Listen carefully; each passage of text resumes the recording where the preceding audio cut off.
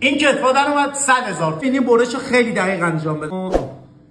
این کتفو باز می‌کنی. ببین واسه مزه دار کردن این کتفامون یک کتف اسپایسی میخوام واسه درست کنم، نگم برات. ترکیب این ادویه رو تو کپشن واسه نوشتم. اینقدر آب بهش اضافه کن. یه قاشق هم سس مایونز اضافه کن. اینا من کتفامون. یه عطری برداشته لوکیشنو که نگم برات. یه ساعت بذار داخل این ماینت حتما بمونه. بعد از یک ساعت بریم سراغ کتفامون. 50,000 روغنه، من اندازه 30,000ش استفاده میکنم. اینم 20,000 آرد سسف. فلفل میزنی و اینم نمک. خیلی کم هم زردچوبه اضافه کن. 100 گرم هم نشاسته ذرت. داخل آرد. بتکونش داخل آب یخ. دوباره داخل آرد. به این صورت. خب همینجوری که داریم. ببین اینجوری. بتکون حتما آردروشو همین شکلی که داری می‌بینی بتکون. این هم شد خروجی کار.